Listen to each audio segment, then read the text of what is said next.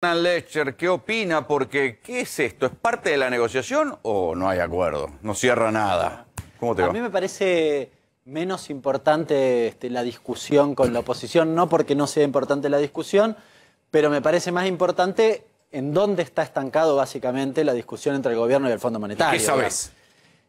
A ver, no tengo información clasificada. Lo que sí entiendo es que la discusión reside básicamente en cuánto es el ajuste del déficit. ¿Y cuánto es? El fin de semana había un trascendido que era un punto del PBI. Un punto del PBI es mucha plata. ¿Eso qué significaría?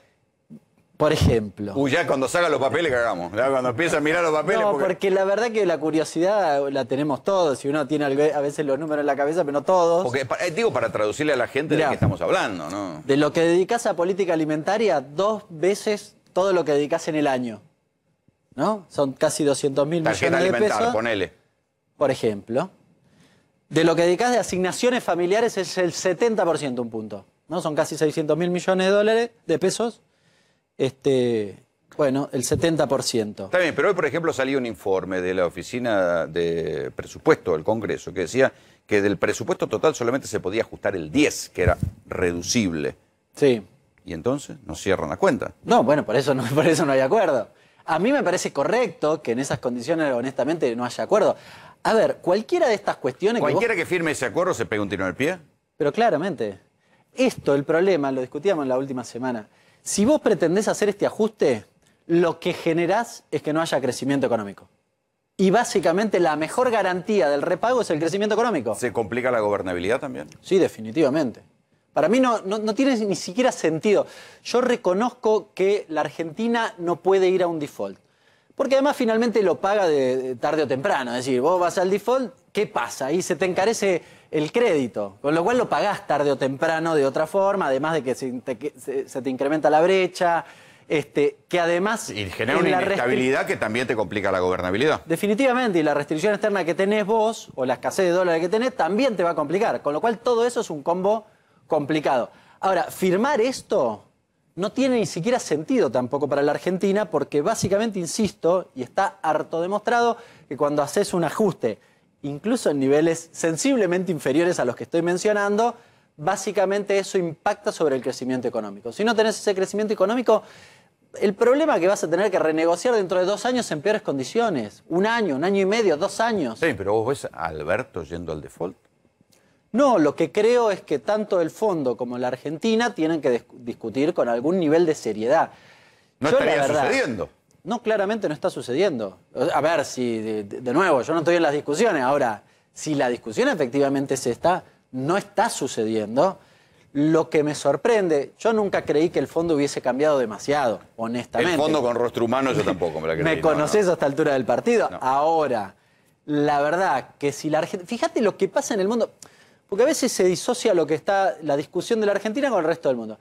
El Fondo emitió moneda para que los países hicieran política fiscal y salieran del berenjenal de la pandemia.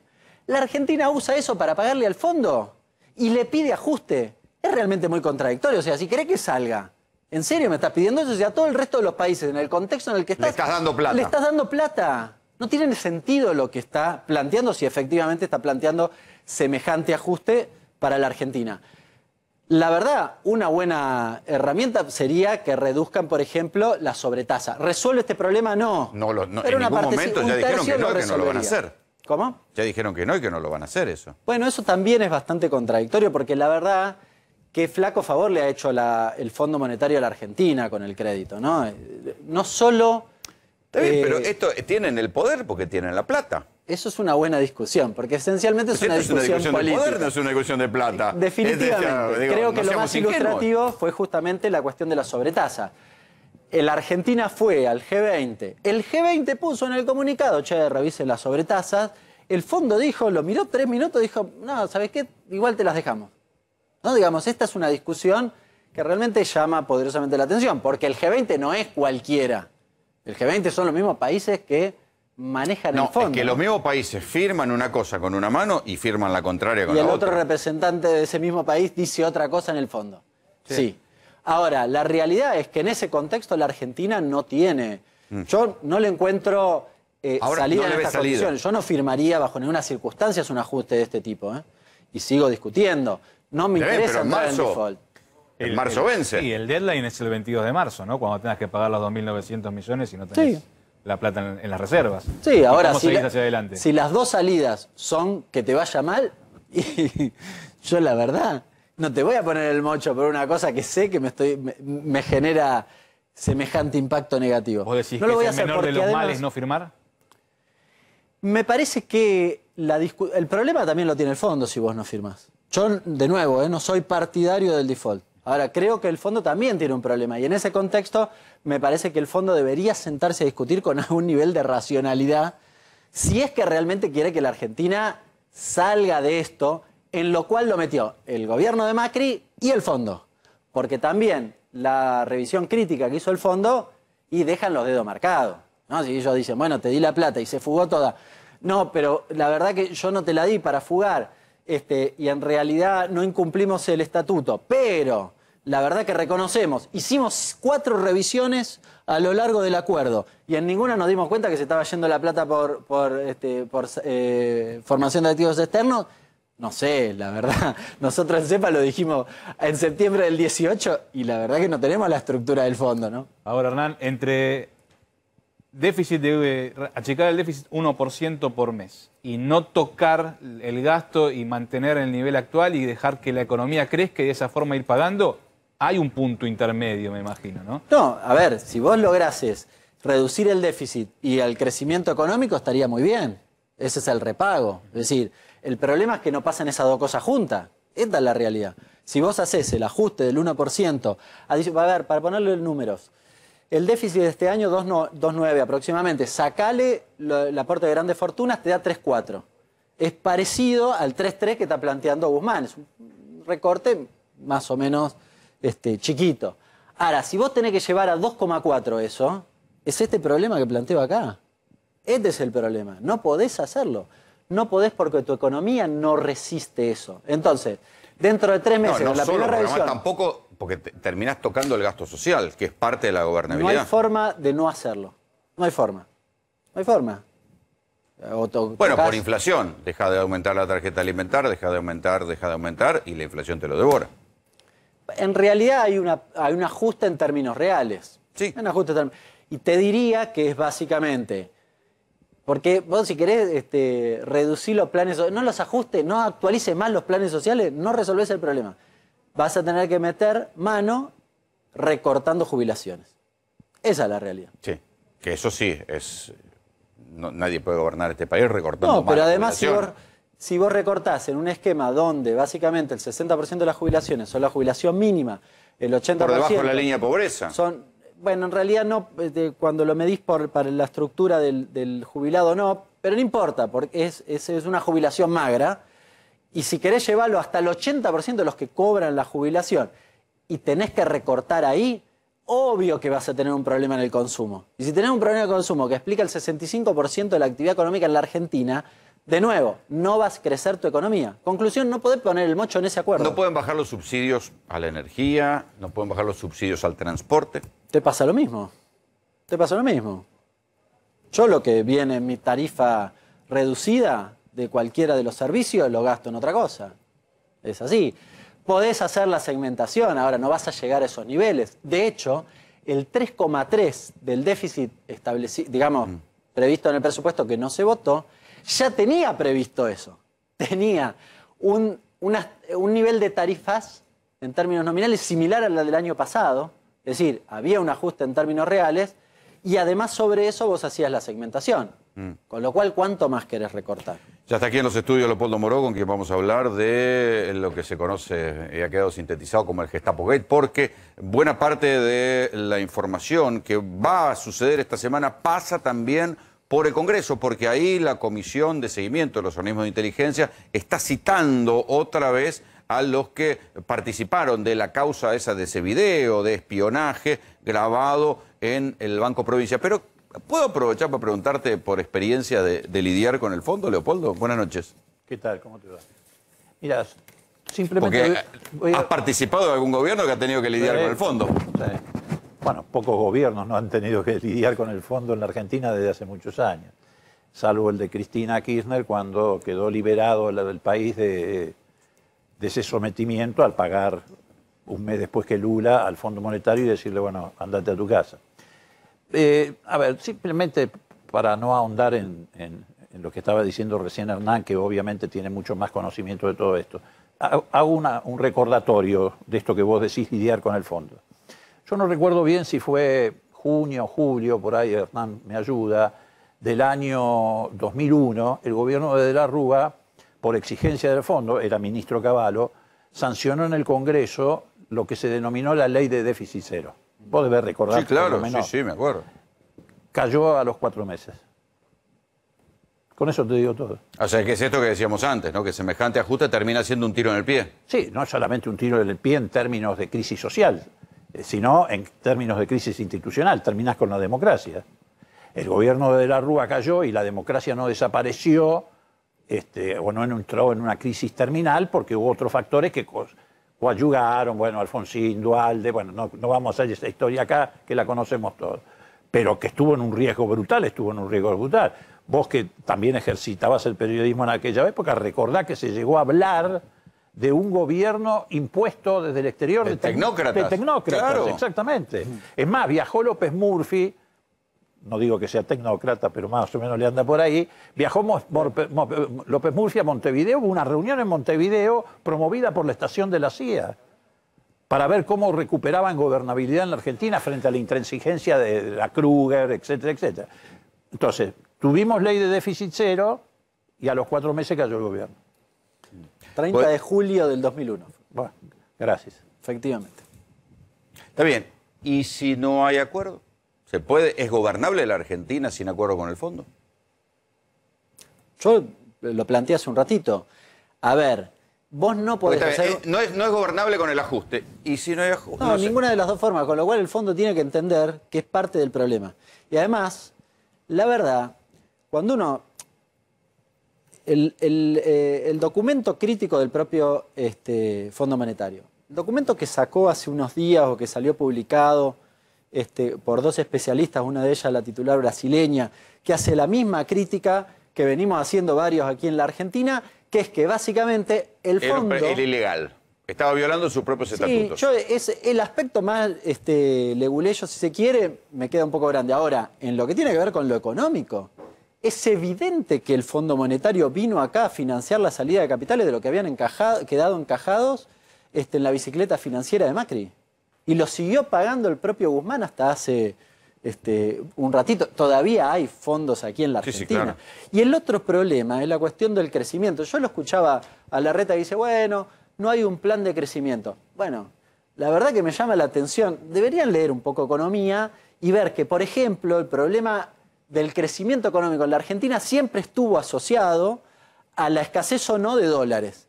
Lo digo porque ellos mismos son los que después te dicen, no, la deuda en pesos y en dólares es el mismo problema. Hoy leí algunos diarios que decían, bueno, aumentó la deuda.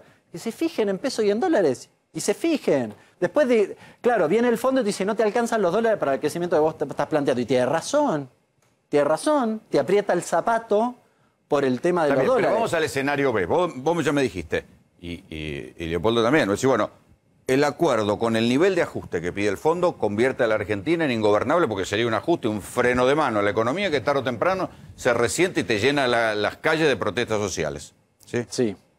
¿Y si no hay acuerdo? A ver, incluso en materia económica, si el fondo quiere que le paguemos, tiene que dejar crecer a la Argentina. El repago de la Argentina. Pero es el fondo con rostro humano, no existe Y eso. yo lo lamento, pero ¿quiere que le paguemos o qué quiere? ¿Qué pasa si si no hay acuerdo? No, el punto es cómo vivís sin alguien que te financie. Si no hay acuerdo y el mundo te dice, el mundo que es el Fondo Monetario Internacional, te dice, bueno, Argentina, hasta que no pagues, olvídate de nosotros. ¿Cómo sigue la Argentina hacia adelante sabiendo que tiene un déficit, que tiene más gastos que ingresos permanentemente? Está bien, pero plata al fondo no le vas a pedir. ¿Qué crédito se te cortaría? Bueno, de hecho no le estás pidiendo. Necesitas prefinanciar exportaciones. En dólares no estás... No. El problema en todo caso es en el mercado en pesos, que por cierto quedó defaulteado en el gobierno de Macri. Pero bueno, lo que reconstruiste del mercado en pesos.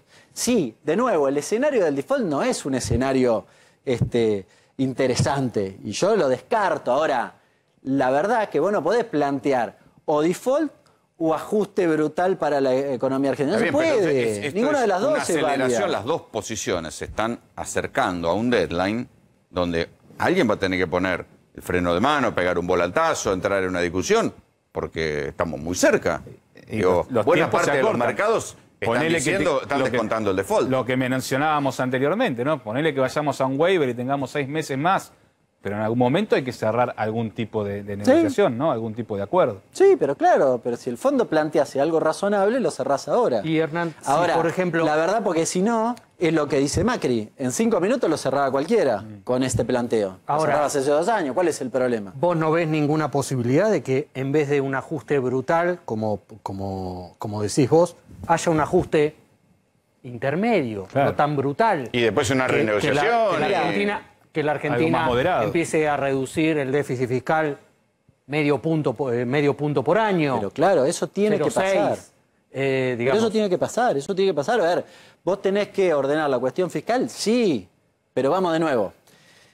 Pero hay que mirar qué pasó, lo decía Leopoldo hace un ratito, qué pasó cuando vos hiciste semejantes ajustes. ¿Qué pasó? ¿Qué pasó no solo en la gobernabilidad o en la situación social, que obviamente es válido y es una dimensión de análisis natural? Ahora lo digo en términos estrictamente económicos. ¿Qué pasó cuando vos haces un ajuste sobre las jubilaciones? Te impacta sobre la actividad económica porque ese jubilado compra menos. Está bien, pero yo te digo también, ¿qué pasó cuando el fondo dijo game over? Le pasó a Alfonsín, le pasó a diferencia, por diferentes motivos, le pasó a Alfonsín, le pasó a De la Rúa, el fondo dijo game over y se fueron. Bueno, en el caso de Alfonsín, que es también un buen antecedente, la decisión del fondo, recordarlo, fue política. Fue Cavallo, que fue para allá y dijo, córtenle la plata. Y dijo, no le presten más. Era una cifra, a los valores que estamos manejando hoy, irrisoria. Creo que eran 1.500 millones de dólares, una cosa por el estilo, el auxilio que tenía que dar el fondo para que el gobierno de Alfonsín tuviera en esos 6, 7 meses el puente para llegar sin conflicto y entregar el poder. Era una cifra irrisoria, pero fue una decisión política adoptada en función de los consejos o de lo que llevó Cavallo. Por eso a veces uno no entiende. Diseño geopolítico, bueno, que se vino después. Bueno, porque la crisis generó que después se pudiera rediseñar el país. Eso tenía que ver con la negativa de Alfonsín de llevar adelante privatizaciones a través del famoso plan Brady, es decir, de los bonos, de los bonos Brady. Por supuesto, fue una decisión política, como lo fue entregarle este endeudamiento fenomenal, o mejor dicho, este crédito fenomenal a Macri, que era una irresponsabilidad absoluta. Digamos, el fondo que siempre aparece tan minucioso y meticuloso en estudiar las cuentas públicas, no estudió nada y dijo, porque Trump, por razones geopolíticas, le dijo ponerle la plata, le tiró encima 47 millones. Pero eso dejó activada una bomba, que también, digo, si el fondo dice game over, ¿qué pasa? Es distinto igual, ¿no? En el 2001 vos necesitabas esos dólares. Hoy lo que podés tener es un escenario de tensiones cambiarias adicionales, te va a aumentar la brecha, eso puede tener impacto sobre precios. Ahora, no es el escenario de 2001 donde vos básicamente habías usado los dólares en un esquema de convertibilidad. Tampoco hay mucha reserva, no es que tenemos reserva para tirar para arriba. Pero Rolando, volviendo al análisis, discúlpame Hernán, volviendo al análisis geopolítico, también el fondo se tiene que hacer cargo de una decisión política de ese tipo en un continente que está con muchas dificultades. El fondo es Estados Unidos al final del día. Muy bien, Estados Unidos se tiene que hacer cargo. ¿Por qué? Porque tenemos una situación geopolítica en la región interesante.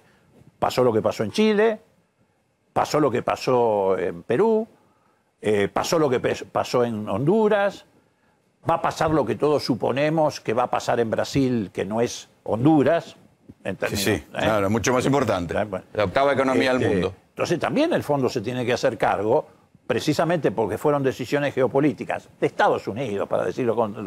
Biden se tiene que hacer cargo de dar el paso de empujar a la Argentina a una situación de esta naturaleza. Está bien, pero en la práctica están empujando a la Argentina para que vaya a pedir plata a China o a Rusia. Nosotros no somos Grecia, ¿eh? ¿Qué quiere decir con eso? Y lo que quiero decir es que el continente europeo vos podés excluir a Grecia y seguir bancando la situación porque tenés la Unión Europea, el Banco Central Europeo, etc. En América Latina no tenés ese escenario, ¿eh? Y antes de que pasaran todas estas cosas que mencionamos en Chile, etcétera, Colombia, hubo miles de muertos, cientos de muertos, no es lo mismo. Entonces Biden se tiene que hacer cargo de esa situación. Más allá de que él no tomó la decisión, la tomó Trump, bueno, acá vale también el principio de continuidad de las responsabilidades del Estado. Biden se tiene que hacer cargo de esta situación. Por ahora es un escenario de tensión, los dos están Sí, tensionando. obviamente, claro. Las negociaciones así. Sí, sí, siempre pasa. Claro, pero corre el reloj. Sí, está bien. Lo cierto es que vos, de nuevo, vos no sé qué proponen. Si quieren, mañana va Alberto y firma, Mañana va y firma eso. ¿Cuál es el drama? ¿Lo hace? Sí, y se ¿Cuánto? convierten de la Rúa, firma y se convierten de la Claro, Rúa. o sea, ¿cuál es la respuesta de eso? ¿Cuál es la solución? ¿Cuál es la solución para los argentinos, en definitiva? No para el gobierno. Pues a veces me parece que se lee en clave de el gobierno le pasa tal cosa. No. El problema lo tenemos los argentinos si pone el mocho en ese acuerdo. Y eventualmente la administración de la no firma de eso también es a costa del conjunto de los argentinos. Por eso la discusión en el fondo es tan compleja. No se puede dejar librado a los salarios de los argentinos a la discusión de lo que el fondo plantee, pero además porque, en serio, no tiene correlato en el tiempo. No es que uno dice, no, nos ajustamos el cinturón y entonces después salimos adelante. Falso. Está harto demostrado eso. Acá, en Grecia, en todos lados. Está harto demostrado. ¿Un no acuerdo con el fondo desataría más la inflación? Probablemente vos tengas un incremento de la brecha y eso te pegue, estás en el 100%, arriba del 100%, suele tener efectos o puede tener efectos sobre precio. En una inflación yo tengo una mirada un poco distinta a la que suele, mencionarse, porque todos dicen el 50% y arriba de eso las tarifas y demás. Hay que contextualizar por qué vos tenés la inflación que tenés hoy. Para mí, fuertemente sesgada por una inflación con rol oligopólico y con lo que pasa a nivel mundial. Antes de ayer Clarín tituló, un poquitito chiquito, pero bueno, que la inflación de los Estados Unidos era la más alta de los últimos 40 años, 7%. No existe en Estados Unidos. Yo, la verdad, desde que nací... Sí, y esto posiblemente hasta le haga perder las elecciones de medio término a Biden. Así que... Puede ser, no lo sé. Ahora, no es un problema tampoco de Biden. No es un problema. El gas a nivel global aumentó 1.300% en dólares. 1.300% en dólares. Acá, claro, en general los medios no lo dicen. Los alimentos aumentaron 100% o 50% en dólares. Si le aplicás el tipo de cambio... Está bien, pero ahí te diría, bueno, y el gas acá sigue subsidiado, ¿no aumenta? ¿Hasta Sí, claro. cuándo este país que es pobre puede sostener eso? Pero la Argentina produce gas, por suerte. Sí. Bastante buenos. El problema que tiene Estados Unidos y Rusia y demás, en el fondo tiene el problema del gas, con este contexto. Claro, acá no llega mucho esa discusión.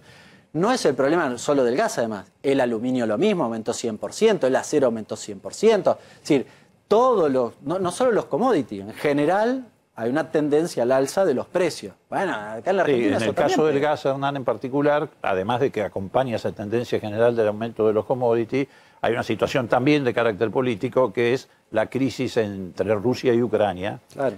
Rusia le están los provee, gasoductos. claro, Rusia le provee el 41% de lo que consume Europa en gas. Y esa canilla pareciera que está... En invierno, mira qué lindo. que en se el cierra, que invierno. no se cierra. Discusión, claro. Entonces todo eso impacta. Sí. Hernán, gracias por venir. Un placer. Es porque además esta discusión de lo que va a pasar con el fondo, de acá a marzo, ¿sabes las veces que vamos a ir Todos los orejeando días. las cartas de lo que va pasando? No era que no está